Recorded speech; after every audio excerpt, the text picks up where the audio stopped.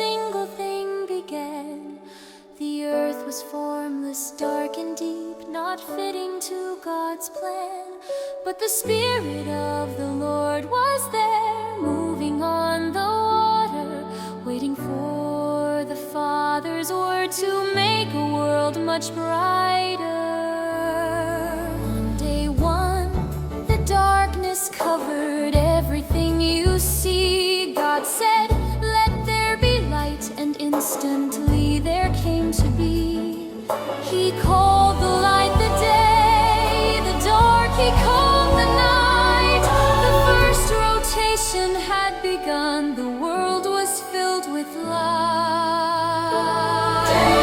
On day two, God looked up and said, "Let's make a great divide." He made the sky and separated waters on each side.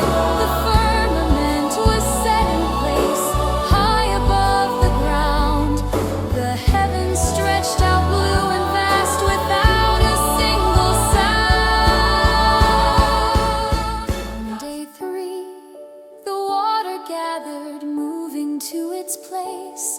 The dry land rose from out the deep, a smiling, pleasant face. He grew the grass, the herbs and seeds, the trees so tall and proud. All types of life began to bloom beneath the sun and cloud. On day four, he made the things that shine up in the air, the sun for day, the moon for night, to mark the seasons there. And then he scattered twinkling lights, the stars in every space, to light the vast and darkest night and shine upon his grace.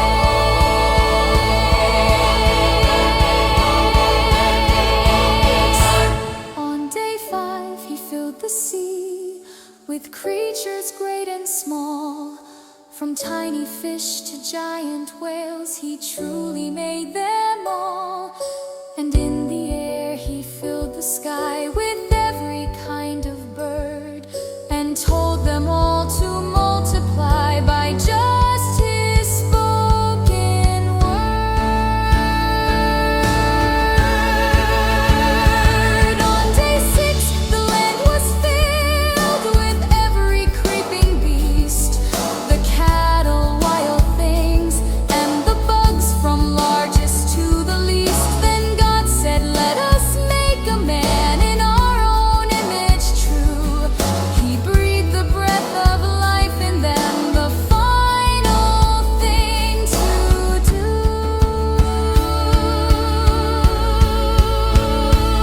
On the seventh day, the work was done, the masterpiece was whole. God saw the things that he had made, restoring every soul. He blessed the Sabbath day and rested, setting it apart. The perfect world, the perfect rhythm, right from the very start.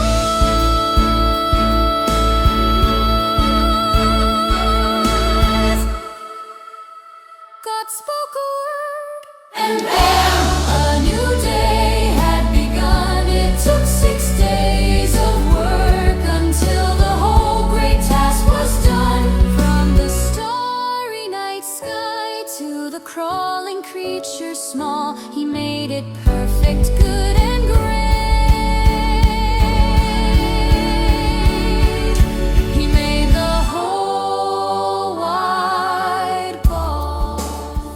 After the heavens and earth were made complete, before a drop of rain had fallen on the dry soil, the Lord God formed the man from the clay. Self-sustained as God breathes life, he breathed life into him, transforming him into a living soul. Eastward in Eden, he created a garden, the tree of life, the tree of knowledge he established in the middle.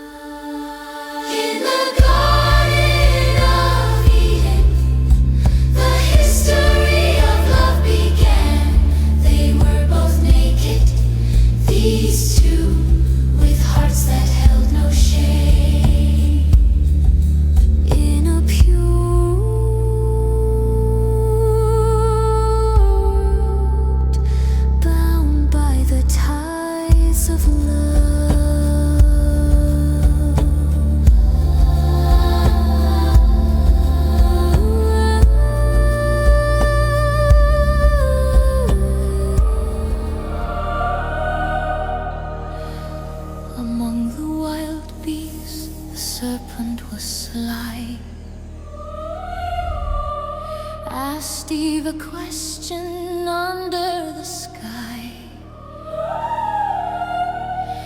Did God say you mustn't eat from any tree in the garden so sweet? From the tree in the middle we mustn't take, nor touch lest we die for his sake. You will not surely die, the serpent did say. God knows your eyes will open that day.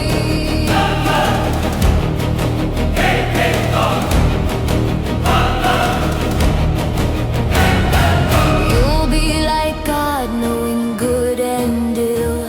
Eve believed the serpent against God's will. The fruit looked good, pleasing to the eye. She took and ate and gave to her husband nearby. Then their eyes were opened wide. They saw they were naked with nothing to hide. Fig leaves they sewed to cover their shame, then heard God's voice in the evening's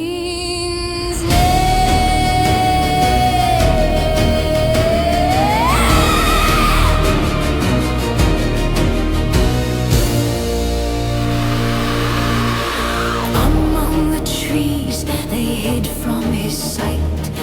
Where are you, Adam? God called in the light.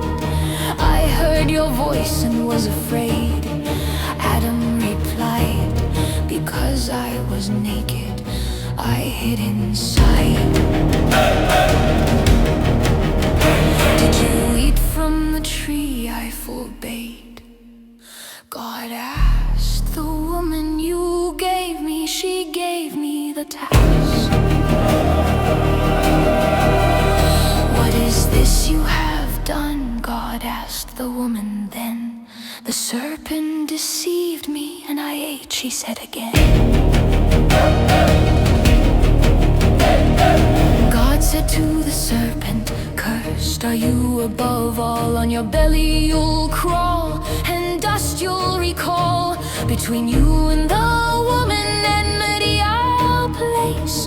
Her offspring will crush your head in this space. Woman, your pain in childbearing will increase. Your desire for your husband will not cease, and he shall rule over you, God declared. Adam, because of you, the ground is cursed.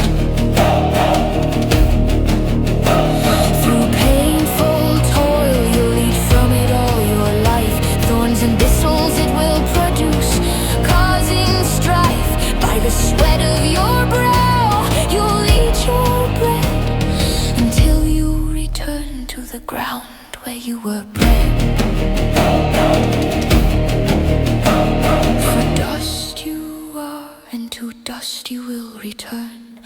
Adam named his wife Eve, a lesson to learn. She would be the mother of all the living. God made garments of skin, their nakedness covering.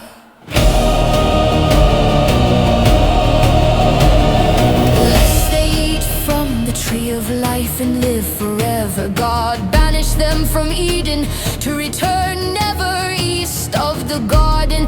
Cherubim he placed, and a flaming sword flashing back and forth to keep the way placed.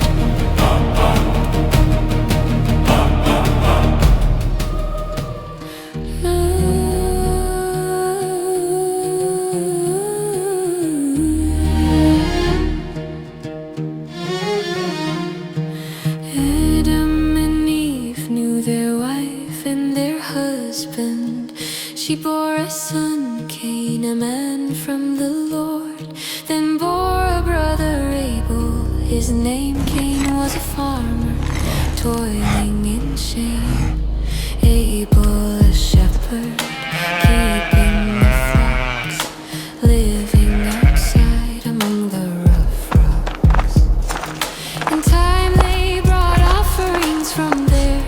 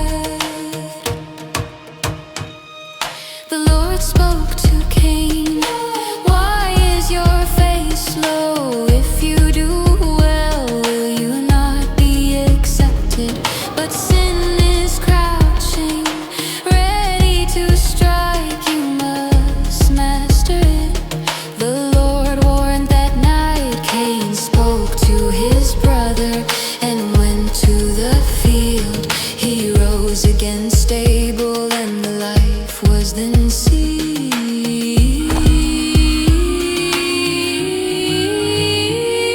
The Lord asked Cain, "Where is your brother's life?" Cain answered back, "Am I my brother's keeper?" The Lord replied, "Your brother's voice calls, his life cries out to me from the ground. Cursed are you now from the earth itself.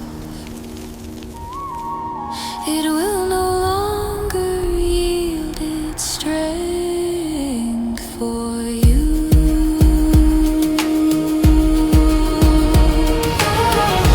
Cain told the Lord, "My punishment is too great. I shall be a wanderer, banished from sight." The Lord put a mark upon Cain to guard him from harm, lest anyone kill him, fearing his word.